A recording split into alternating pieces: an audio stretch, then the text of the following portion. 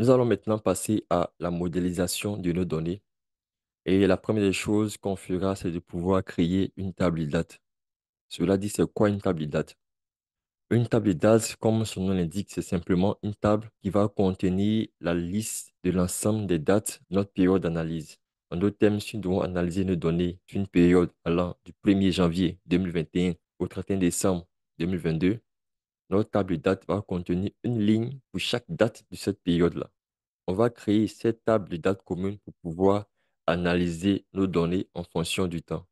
Il peut arriver certains cas où dans vos données sources, il y a déjà une table de dates qui existe. Si c'est le cas, importez-la simplement et utilisez-la pour analyser vos données en fonction du temps. Dans le cas où il n'y a pas de table de dates dans vos données sources, en ce moment-là, vous pouvez penser à créer une table de dates vous-même.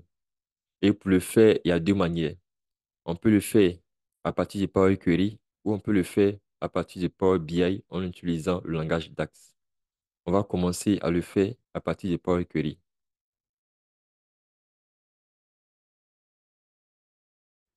Pour créer ma table de dates, je vais dans l'onglet Accueil, Nouvelle source, requête vide. Ce que je vais faire maintenant, je vais écrire un code M pour générer la liste de dates.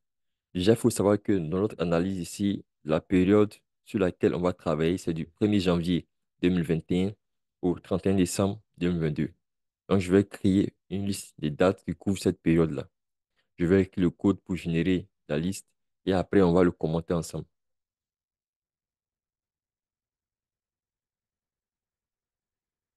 J'utilise la fonction list dot.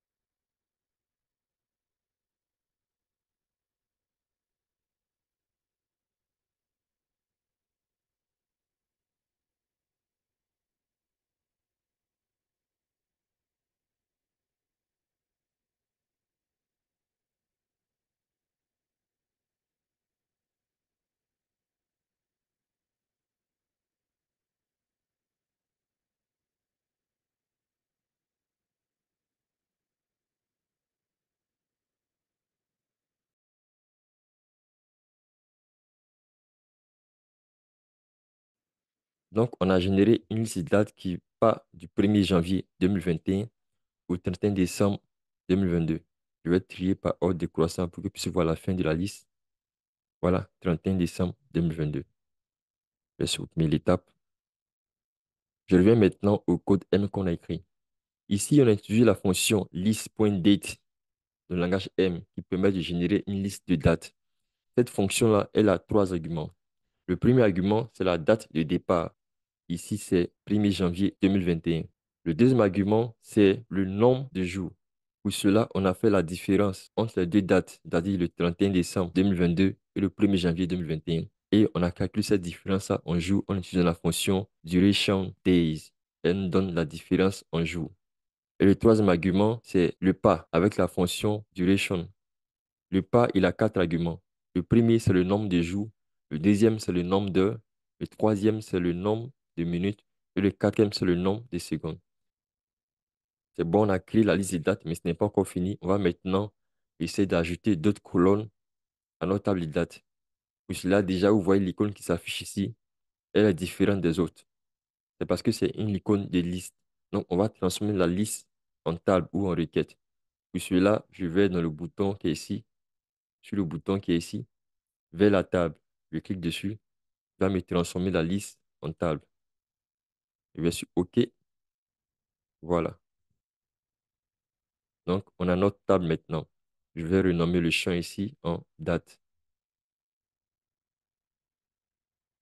Je vais changer le type en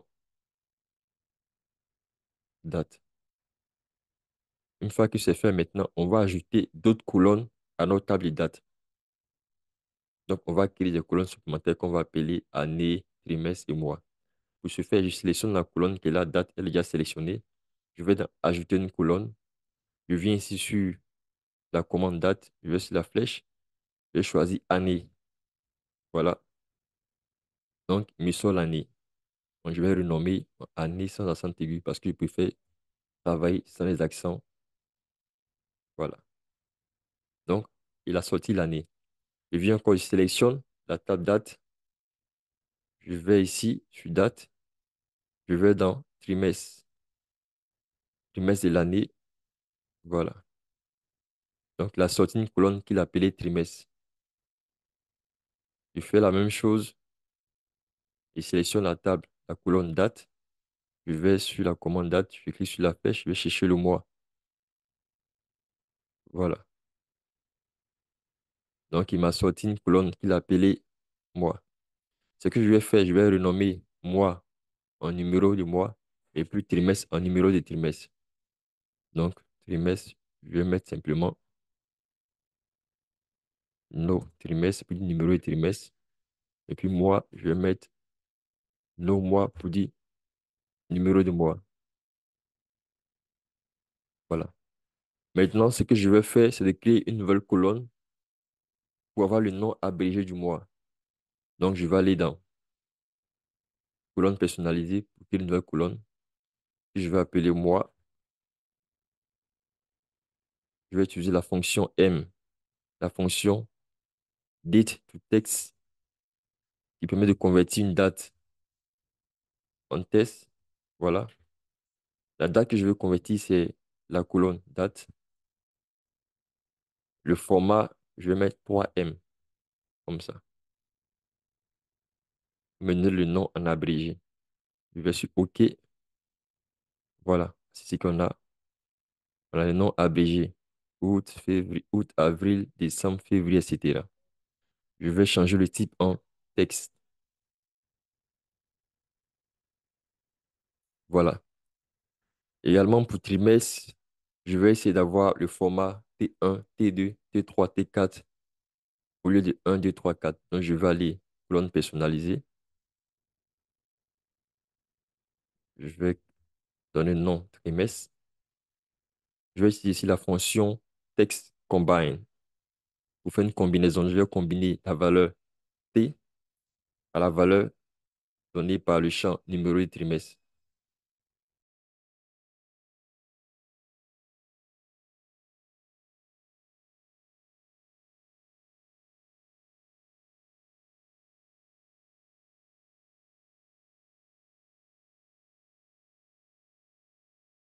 Maintenant, ici, une chose qu'il faut savoir, c'est que ici, la fonction text combine utilise comme argument des textes.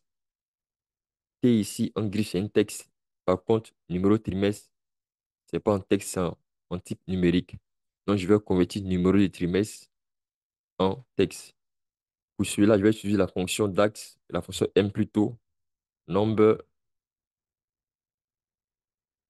to text. Voilà. Ça me convertit le numéro de trimestre en texte. Une fois que c'est bon, je ferme la liste et je valide. OK. Voilà. Donc, on a bien T1, T2, T3, T4. Je vais changer le type de la colonne en texte. Voilà. Donc, on a créé notre table de date avec le langage M et Power Query. On va maintenant renommer notre table de date. Je viens ici sur requête 1. Je vais la renommer date. OK, c'est bon. On va écrire notre table de date. On va simplement fermer et appliquer. On va aller dans Power BI.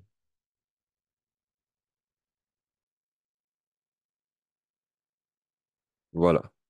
Allons dans la vue table. Voici notre table de date qu'on a créée depuis Power Query. Ici, on va changer le format en sélectionnant la colonne date et on vient ici, je prends le format short date. Voilà. On va maintenant créer notre table de date. Cette fois-ci, on utilise le langage DAX de Power BI. Pour ce faire, on va utiliser une fonction DAX qu'on appelle calendar. Donc, je vais aller sur Je vais dans l'onglet Accueil. Je viens sur Nouvelle table. Je vais la renommer Date 2 parce qu'on a déjà une date là. Et puis, j'utilise la fonction Calendar. Voilà. Calendar prend deux arguments, la date de départ et la date de fin. La date de départ, c'est 1er janvier 2021. On ne va pas taper 1er janvier 2021, mais on va utiliser une fonction date dans le langage DAX qui permet de générer une date à partir de l'année, du mois et du jour. Donc, l'année, c'est 2021. Le mois, c'est 1 et le jour, c'est 1. Voilà. De même, la date de fin, c'est 31 décembre 2022. Donc, je tape la fonction date 2022.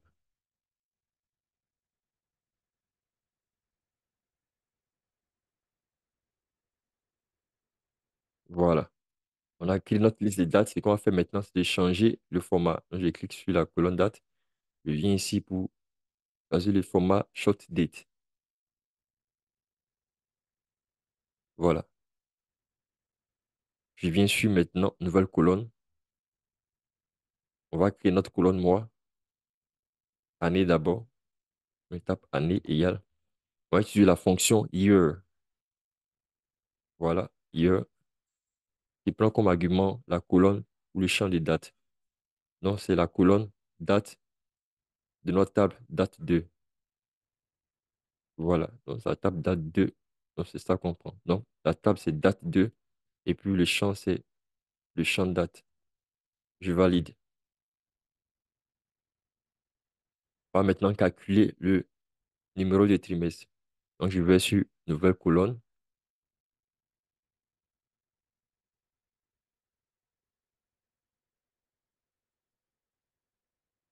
numéro trimestre. On va utiliser la fonction quarter. Voilà, en anglais qui veut dire trimestre. Et comme argument, c'est la colonne date de notre table date 2. Voilà. On va calculer maintenant la colonne numéro de mois. Donc, nouvelle colonne.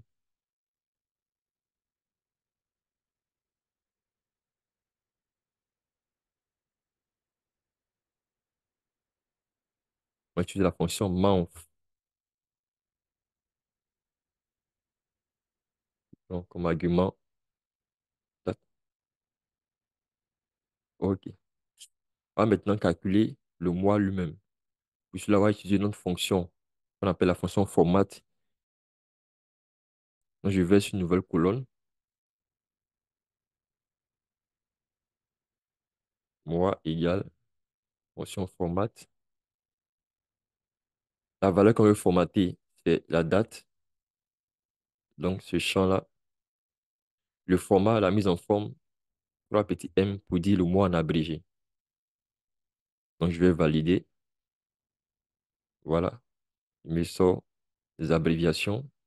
Voilà, vous pouvez le voir ici, août, avril, décembre, etc. Je vais maintenant calculer le trimestre dans le format T1, T2, T3.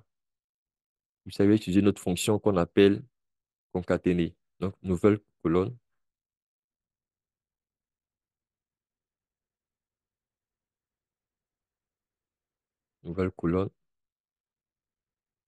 Je vais l'appeler trimestre,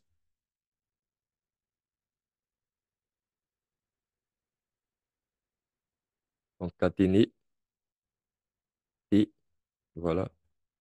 Et puis, nos trimestres, numéro de trimestre. Voilà. On a les T1, T2, T3 et T4. Donc, voilà comment on aurait pu créer également une table de dates en utilisant le langage DAX. Avant de continuer, je vais faire un récapitulatif de ce qu'on a fait jusqu'à présent. Jusqu'ici, on a calculé ou on a créé une table de dates en utilisant deux méthodes. La première, en utilisant Power Query et son langage M, qui nous a permis de créer une table de dates qu'on appelait date. Et la deuxième, en utilisant Power BI et son langage de formule DAX, qui nous a permis de créer une table de dates qu'on appelait date2. On a utilisé ces deux méthodes juste à titre indicatif pour que vous puissiez voir comment est-ce qu'on peut le faire avec Power Query et avec DAX et apprécier par vous-même quelle est la manière la plus simple de le faire. Mais pour continuer, on va simplement supprimer la table de dates qu'on a créée avec le langage DAX de Power BI et on va continuer avec celle qu'on a créée avec Power Query. La raison est que pour des raisons de performance, les règles de bonne pratique recommandent de privilégier les calculs faits dans Power Query par rapport aux calculs faits dans Power BI.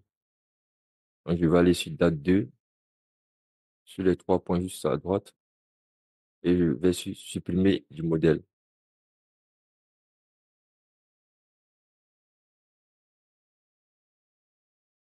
Je passe sur notre table de date.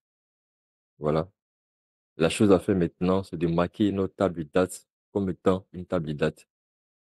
C'est une option qui existe et qu'il faut définir dans Power BI.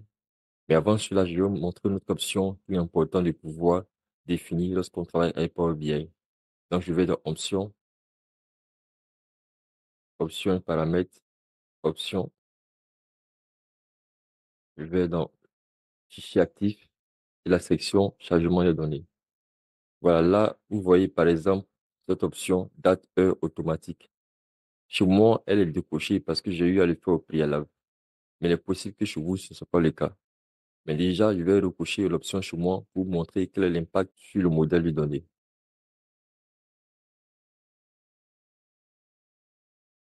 Voilà. Il faut dire que lorsque cette option date-heure automatique est activée, pour chaque champ de date qui existe dans notre modèle, Power BI va générer automatiquement une hiérarchie de dates. Par exemple, notre table de dates qu'on a créée, on voit qu'il y a une nouvelle icône. Si je clique sur la flèche ici, voilà, hiérarchie des dates avec 4 niveaux, année, trimestre, mois, jour. Ce n'est pas nous qui avons effectué ce calcul, c'est Power BI qui l'a fait automatiquement parce que le champ date-heure automatique a été activé. Si je vais dans d'autres tables, par exemple la table formateur, voilà, on voit qu'il y a une hiérarchie de dates également sur le champ début collaboration. C'est un champ de date. C'est la même chose pour la table session formation. On a un champ de date pour lequel une hiérarchie de date est également créée. Maintenant, pourquoi est-ce qu'on doit désactiver cette option? C'est parce qu'en réalité, derrière chaque hiérarchie que vous voyez, Power BI calcule une table de date avec 4 colonnes. Ça veut dire que s'il y a 10 champs de date de notre modèle, on aura 10 tables supplémentaires que Power BI va calculer, ce qui va contribuer à rendre ton modèle lourd et moins performant. Donc, pour cette raison-là, il faut pouvoir désactiver l'option date-heure automatique. Voilà. Donc, on va repartir dans Fichier, Options et paramètres, Options, Chargement des fichiers, et puis décocher l'option. Ce qu'on peut faire également, on peut aller des options globales et dans la partie Chargement des données et décocher également l'option date-heure automatique qui est ici. En le faisant dans les options globales, on est sûr que pour les nouveaux fichiers Power BI qu'on va créer, l'option date-heure automatique sera désactivée systématiquement. Donc, si c'est décoché chez vous, venez simplement sur OK pour valider. Je reviens à la table de date. On va maintenant marquer comme table de date. Pour ce faire, assurez-vous de sélectionner la table de date et aller dans Outils de table, marquer comme table de date. Voilà, activer. On nous demande de choisir le champ de date dans notre table. C'est le champ date. Validation réussie, enregistrer. Voilà. Maintenant, pourquoi est-ce qu'on vient marquer notre table comme étant une table de date? C'est parce qu'en le faisant, Power BI va reconnaître notre table comme table de date et ça va lui permettre d'activer certaines fonctionnalités avancées qui sont conçues pour fonctionner avec les tables de date. Nous avons créé notre table de date. Nous avons également désactivé l'option date-heure automatique qui supprime les hiérarchies que Power BI va créer automatiquement. Or, comme on l'a vu, les hiérarchies sont très importantes parce qu'elles permettent d'explorer nos données à différents niveaux de détail. Voilà pourquoi dans notre cas, si on va analyser nos données facilement au niveau année, au niveau trimestre ou au niveau mois, on va créer de manière manuelle notre hiérarchie de dates. Ce qui fait, on va simplement aller sur la table de date, elle est sélectionnée. On va choisir le niveau supérieur de la hiérarchie. Ici, le niveau supérieur de la hiérarchie, c'est le niveau année. Donc, on va simplement sélectionner année, faire un clic droit, créer une hiérarchie. Voilà, il a créé une hiérarchie qu'il a appelée année hiérarchie. On va la renommer en hiérarchie de date. Hiérarchie de date. Voilà. On a créé une hiérarchie de date avec le niveau supérieur de la hiérarchie. Ce qu'on va faire maintenant, on va ajouter les autres niveaux de la hiérarchie de manière successive. Après le niveau année, le niveau inférieur, c'est le niveau trimestre. Donc, on va sur trimestre, un clic droit, ajouter à la hiérarchie, hiérarchie de date. On fait la même chose pour le mois. On va sur mois, on fait un clic droit, ajouter à la hiérarchie, hiérarchie de date. Voilà. Donc, on vient de créer notre hiérarchie de date avec trois niveaux. Niveau année, niveau trimestre, niveau mois. Ce qu'on fait maintenant, on va masquer les autres champs de date parce qu'on n'aura pas les utiliser dans la suite. En les masquant, ils ne vont pas apparaître dans la vue du rapport. Si actuellement je vais dans la vue du rapport et que je vais sur la table de date, on voit que la hiérarchie s'affiche avec les trois niveaux année, trimestre, mois. On a également année, trimestre et mois qui se répètent. Donc, pour ne pas qu'ils apparaissent en doublon, on va simplement les masquer. Voilà. Les masquer, on peut le faire depuis la vue rapport. On sélectionne l'élément masqué et en faisant un clic droit, masquer. Je fais de même pour moi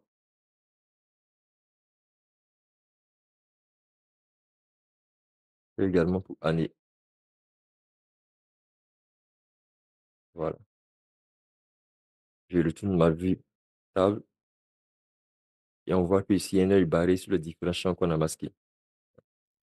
On peut également masquer les champs date, numéro de mois et numéro de trimestre parce qu'on n'aura pas à l'utiliser. Depuis la vue modèle, pour masquer un champ, il suffit d'aller simplement sur l'œil à côté du champ et cliquer dessus. Je fais la même chose pour numéro mois et numéro trimestre. Voilà. Je repars dans la vue rapport. On voit que c'est seulement les champs de la hiérarchie qui s'affichent. Année, trimestre et mois. Donc, c'est bon. On peut remarquer que certains champs sont précédés d'un sigma, comme ici année, numéro de mois et numéro de trimestre. Lorsque vous voyez ce symbole-là, ça indique que Power BI va créer une mesure implicite. En d'autres termes, lorsqu'on va utiliser les champs année, numéro mois ou numéro de trimestre dans la vue rapport, Power BI va faire une agrégation. Par défaut, c'est la somme qu'il va faire ici. Or, faire une somme d'années, une somme de mois, une somme de trimestre, ce n'est pas pertinent. Donc, on va simplement sélectionner ces champs-là. Je sélectionne numéro de trimestre. Je vois ici résumé, somme. Je mets ne pas résumer. Je fais la même chose pour le numéro mois. Mais si on ne va pas les utiliser, je fais quand même. Et également année, résumé, ne pas résumer. Voilà. Donc, on a créé notre hiérarchie. On va voir maintenant comment est-ce qu'on peut utiliser une hiérarchie dans nos visualisations.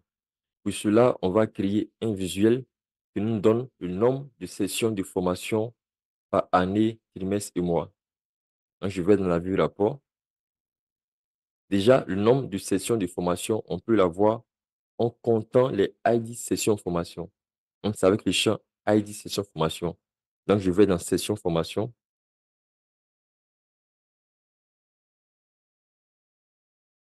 Je cherche le champ ID session formation que je choisis. Voilà. On a un tableau qui nous donne les ID session formation. Et si on veut les compter simplement, on peut venir ici, ID session formation, dans le volet de visualisation, faire un clic droit et aller sur nombre d'éléments distincts. Là, ça nous donne le nombre de sessions de formation qui ont été réalisées. Ce qu'on veut, c'est un visuel qui nous donne le nombre de sessions de formation par année, trimestre et mois.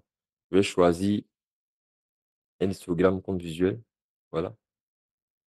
Je vais essayer d'agrandir un peu pour plus de visibilité. Et je vais aller choisir, cliquer ici sur la hiérarchie date pour que nous prenne à la fois année, trimestre et mois.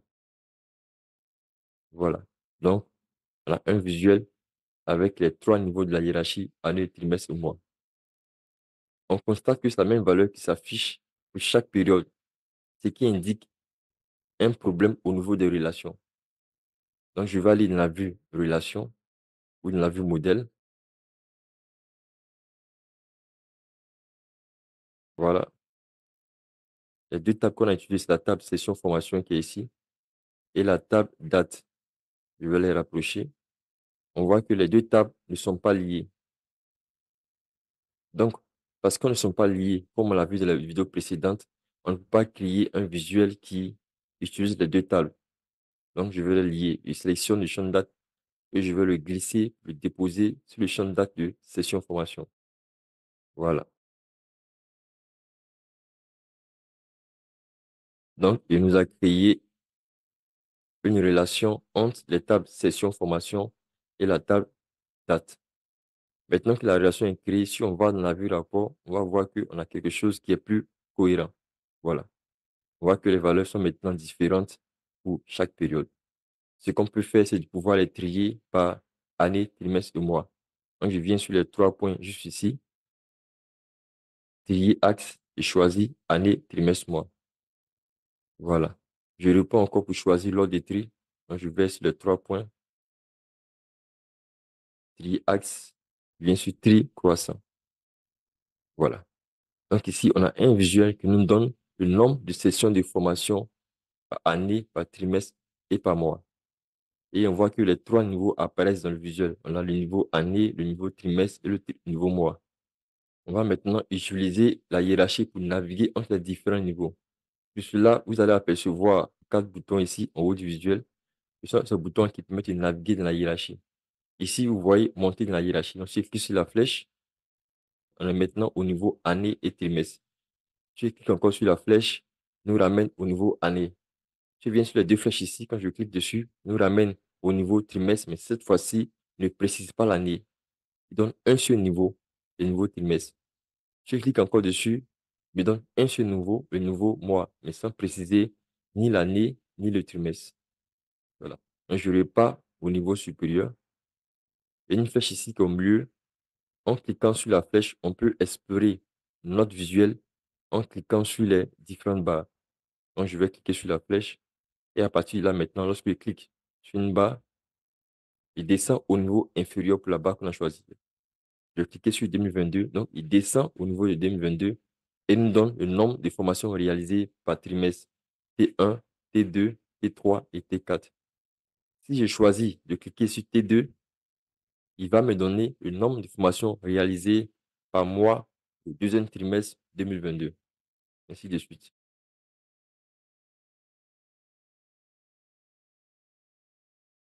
Voici comment on peut utiliser une hiérarchie pour explorer nos données à différents niveaux de détail avec un seul visuel. On a créé une hiérarchie de dates et on a également vu comment est-ce qu'on peut utiliser les hiérarchies dans un visuel pour pouvoir explorer une donnée à différents niveaux de détail.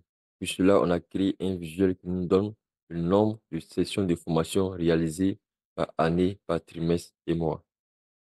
Mais en regardant le visuel sur l'axe des abscisses, on peut constater que les mois ne sont pas correctement triés. Quand bien même qu'on ait trié les données par année, trimestre, mois. On voit par exemple que le mois d'août vient avant le mois de juillet au troisième trimestre 2021. Alors, cela s'explique par le fait que lorsque Power BI trie les données, il le fait par ordre alphabétique. Pour pouvoir corriger ce problème, on va essayer de trier les mois de sorte à conserver le même ordre que les numéros de mois. Pour cela, Power BI propose une option qu'on appelle trier par colonne. Donc, je vais aller dans la vue table, je vais sélectionner ma colonne mois Et ici, trier par colonne. Voilà, je vais trier par numéro de mois.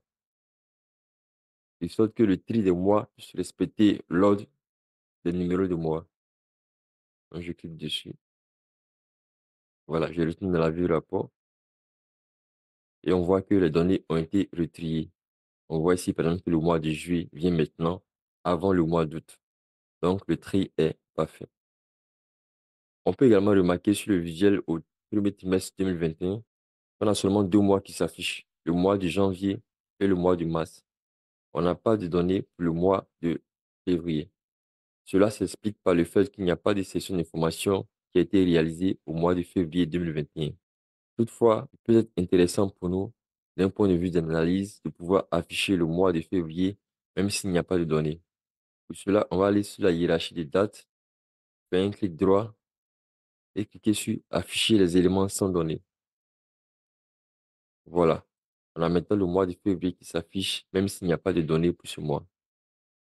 Ici, il est important de préciser que cette opération n'aurait pas été possible si on avait réalisé le visuel en choisissant le champ date de la table session formation. Parce que simplement dans la table session formation, il n'y a pas de date pour le mois de février 2021. Par contre, puisqu'on a utilisé une table de date et on sait que les tables de date contiennent une date pour chaque jour de la période d'analyse, on peut afficher le mois de février même s'il n'y a pas de données pour ce mois. C'est également l'une des raisons pour lesquelles il est recommandé de créer une table de date qu'on va utiliser pour faire nos analyses plutôt que d'utiliser les champs de date de nos différentes tables. Nous passons maintenant à une autre étape et ici, nous allons voir comment définir les relations en table et comment retravailler notre modèle de données de sorte à avoir un modèle en étoile. On a d'ailleurs déjà commencé à créer les relations lorsqu'on devait créer ce visuel qui donne le nombre de sessions de formation réalisées par année, trimestre ou mois. On a créé une relation entre les tables date et la table session formation. Je vais retourner dans la vue modèle et on peut voir les relations qui existent entre nos différentes tables. Déjà, on remarque qu'il y a trois relations qui ont été créées automatiquement par Power BI. La seule relation qu'on a créée ici, c'est la relation entre table session formation et date. Les autres ont été créées systématiquement par Power BI. Et c'est parce qu'il y a une option qui est activée au niveau des paramètres qui permet à Power BI d'analyser les tables du modèle lorsque les données sont chargées, identifier les relations qui existent entre elles et les créer. On peut aller voir l'option en allant dans Fichier, Options et paramètres, Options, Option des fichiers actifs, chargement des données. Et on voit ici dans la partie relations, détecter automatiquement les nouvelles relations une fois les données chargées. Donc, lorsque cette option est activée, Power BI va automatiquement détecter les nouvelles relations quand on charge les données et il va les créer. Toutefois, même s'il le fait, on doit nous-mêmes vérifier, s'assurer qu'il a détecté effectivement toutes les relations et qu'il les a créées. Donc, retenons maintenant à l'interface Power BI. On a des relations qui sont clientes aux tables, mais on peut remarquer qu'il y a deux tables qui sont encore isolées, sans aucun lien avec les autres, notamment la table critères évaluation et la table employé. On a dit au tout début de ce module sur les modèles de données qu'un modèle de données a pour objectif de pouvoir combiner les tables venant de différentes sources ou de combiner différentes tables afin de créer une source de données unifiée. Et cela se fait par les relations qui sont créées entre les différentes tables. Ainsi, on va essayer de détecter ou identifier des relations entre nos deux tables isolées et les autres, de sorte à pouvoir créer ces sources de données unifiées là. Donc, pour la table critères évaluation, en principe, elles doivent pouvoir être liées à la table évaluation des formateurs parce qu'elles ont un champ commun. Le champ critères pour la table évaluation des formateurs et le champ question pour la table critères évaluation. On va aller voir celui-là de plus près dans la vue table. Donc, si je vais sur la table critères évaluation, on a bien le champ, la colonne critères qui prend les valeurs 3, 4, 5, 6, 7. C'est indiqué question, mais c'est également les critères. Donc, on va profiter pour les renommer en même temps. Critères. Voilà. Si je vais maintenant sur la table évaluation des formateurs, On a la colonne critère, mais cette fois qui prend les valeurs Q3, Q4, Q5, Q6 et Q7 au lieu de 3, 4, 5, 6, 7. C'est probablement la raison pour laquelle Power BI n'a pas pu identifier de relation entre les deux tables. Donc, ce qu'on va faire maintenant, on va essayer de corriger cela en supprimant la lettre Q de la colonne critère. Donc, on va aller dans Power Query, accueil, l'ensemble des données. Je vais sur la table évaluation des formateurs. Je sélectionne la colonne critère, remplacer les valeurs. Donc, je vais remplacer la valeur Q par rien du tout. Donc, je tape valeur à rechercher, je tape Q, remplacer par, je ne mets rien du tout. OK, voilà, il a supprimé la lettre Q dans le champ critère. Je vais le transformer en numérique ou nom entier. Voilà. Je vais fermer et appliquer pour le tenant Power BI.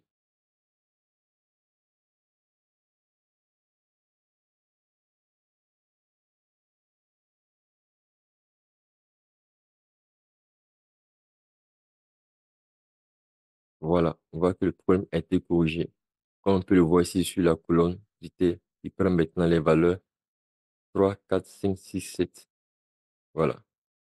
On va retenir la vue modèle pour créer les relations entre les tables. Donc, je viens maintenant, je choisis le champ critère de critère évaluation. Je vais le sélectionner et le déposer sur le champ critère de la table évaluation des formateurs. Voilà. Il nous a créé une relation entre la table critère évaluation et la table évaluation des formateurs. Venons maintenant à la table employé. Visiblement, il n'y a aucun lien entre la table employé et les autres tables de notre modèle. Donc, ce qu'on va faire pour l'instant, on va désactiver son chargement dans Power BI. Pour ce fait, je vais encore dans Power Query, la table employé, je la sélectionne, clic droit, désactiver le chargement. Continuer et je vais la glisser, déposer dans le dossier requête inactive. Voilà. Fermer et appliquer pour retourner dans Power BI et appliquer les transformations.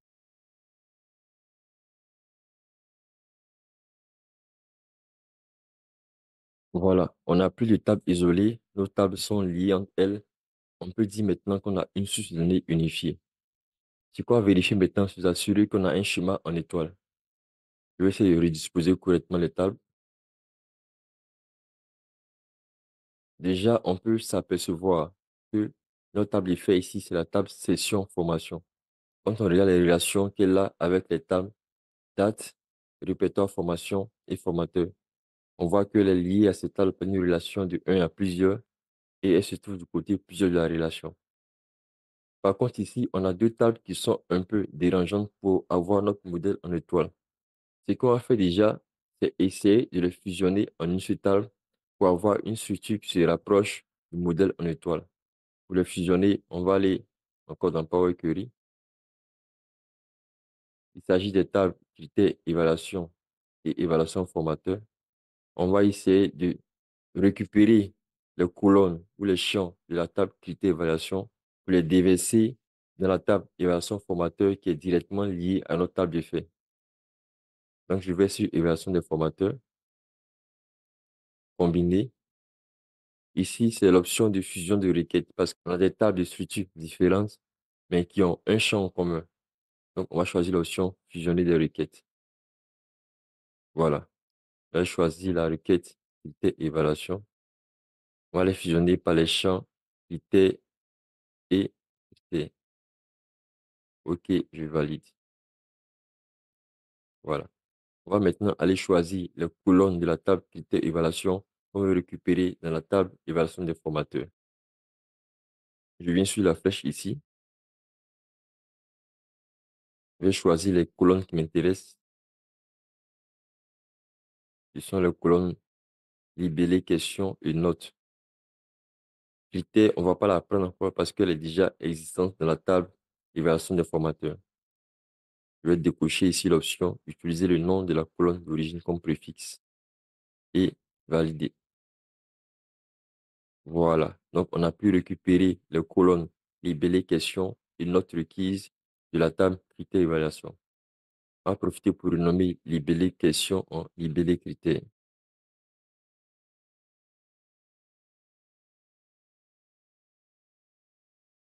Voilà. Vu qu'on a fusionné les tables évaluation des formateurs et critères évaluation, on va simplement désactiver le chargement de la table critères évaluation parce qu'elle n'est plus utile dans la suite, puisque ces champs ont déjà été récupérés dans la requête évaluation des formateurs. Donc, je vais faire un clic droit et désactiver le chargement. Continuer. Et je vais la déposer dans le groupe requête inactive. Voilà. Je vais fermer et appliquer pour repartir dans Power BI.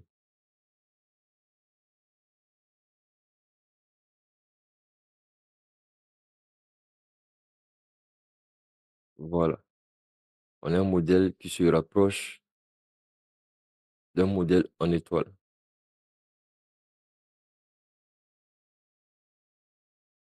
On a toujours un souci avec la table évaluation des formateurs.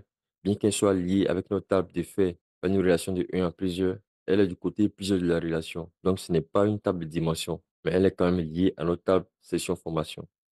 Ce qu'on aurait pu faire, c'est fusionner maintenant les tables session formation et évaluation des formateurs, de sorte à avoir une seule table et à respecter strictement le modèle en étoile. En le faisant, ça peut peut-être compliquer nos calculs à l'avenir parce que tous les indicateurs qu'on veut calculer, on peut le faire à la partie de la table session formation. Comme par exemple le coût total, on va le faire à partir de la colonne coût par personne, le nombre d'heures de formation à partir de la colonne durée et le nombre de formations réalisées à partir de la colonne ID session formation. Donc, on va simplement garder ce modèle-là. Cela veut dire également que dans la pratique, on n'aura pas toujours de manière stricte un modèle en étoile. Mais l'idée est de se rapprocher le plus possible d'un modèle en étoile afin de pouvoir bénéficier de ses propriétés telles que l'amélioration des performances.